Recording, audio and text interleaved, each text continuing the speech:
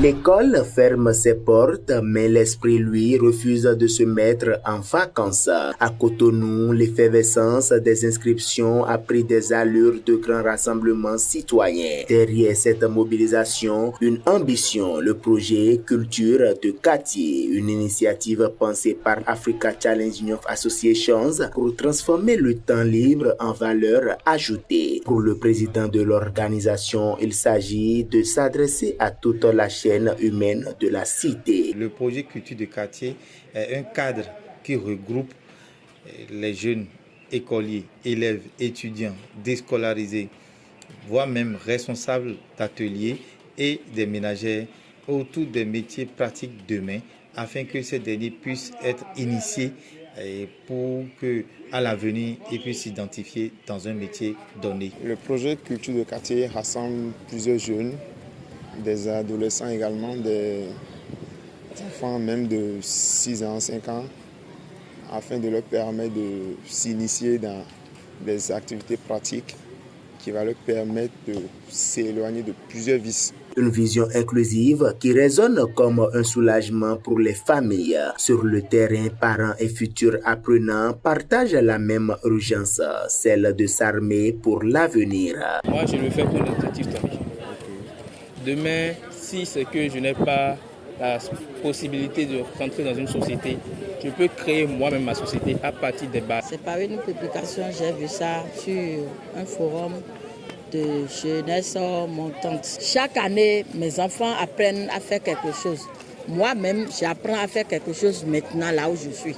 Nous sommes là pour les inscriptions des divers apprenants qui seront répartis dans plusieurs domaines afin de leur permettre de mieux passer les vacances. Mais l'initiation n'est que la première pierre de l'édifice. Pour éviter le piège des formations sans lendemain, l'association a fait le choix de la rigueur, sanctionner l'effort par le mérite et surtout ne jamais lâcher la main de l'apprenant. Nous sanctionnons les fins de formation par des parchemins que ces apprenants reçoivent, histoire de justifier de ce qu'ils ont pu faire pendant les vacances et de pouvoir se mesurer à d'autres collègues, d'autres camarades à eux inscrits dans les lycées, puisque nous savons qu'au Bénin, nous avons peu de lycées.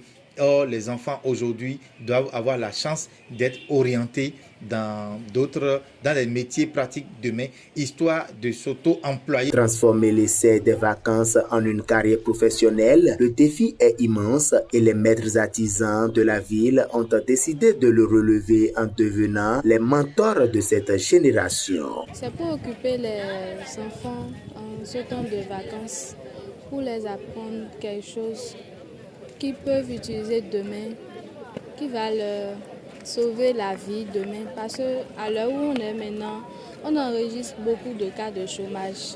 Quand on finit les études, voilà, après l'université, on ne sait pas quoi faire ou tous ne trouvent pas vite de boulot. J'ai bien profité de cette formation même jusqu'à... moi-même, je suis devenue une formatrice dans l'autre formation. Et je forme à la maison. Et c'est ça qui m'a motivée à revenir cette année. Parce que je me suis dit, je peux rester à la maison et gagner de l'argent tout en étant élève. Je peux rester à la maison. Maintenant, je forme des enfants. Je fais le tricotage, je forme des enfants à la maison. Je gagne de l'argent avec ça. Nous avons vraiment réussi. Vraiment, vraiment. Parce que d'abord, moi-même, j'ai eu à le faire en 2019. Et je me suis rendu dans le domaine de la pâtisserie. Et c'est ça qui fait de moi un pâtissier aujourd'hui. Pour porter un projet d'une telle envergure, la bonne volonté ne suffit pas. Il faut des reins solides et des alliés stratégiques. En première ligne, la municipalité de Cotonou devenue le socle de cette dynamique. Je voudrais remercier notre plus grand partenaire, notre plus grand sponsor, notre plus grand atout. Je veux nommer la mairie de Cotonou. La mairie de Cotonou qui nous a donné l'opportunité d'occuper son espace pour former ces jeunes.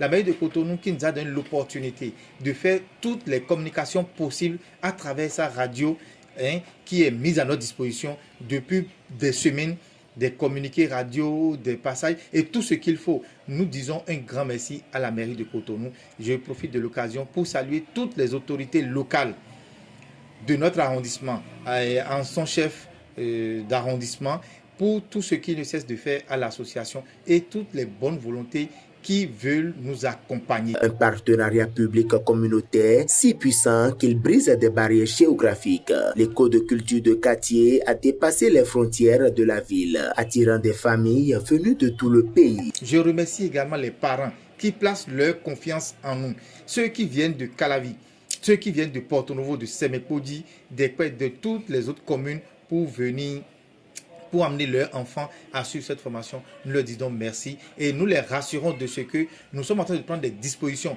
pour que dès l'année prochaine, nous puissions nous retrouver dans les communes voisines et également dans tout ce qu'il y a comme région du Bénin pour permettre à tous les jeunes, à tous les enfants de bénéficier au même titre que les jeunes de Cotonou cette formation. Les registres se referment, les dossiers sont classés, mais l'histoire, elle, ne fait que commencer. En transformant les vacances en un laboratoire d'indépendance financière, Africa Challenge Youth Associations et la municipalité de Cotonou ne font pas que former des bras. Ils dessinent le nouveau visage de l'auto-emploi au Bénin. Demain, ce modèle de culture de quartier quittera les côtes de Cotonou pour conquérir le reste des communes nationales avec la ferme intention de prouver que le génie de la jeunesse béninoise n'a pas de frontières.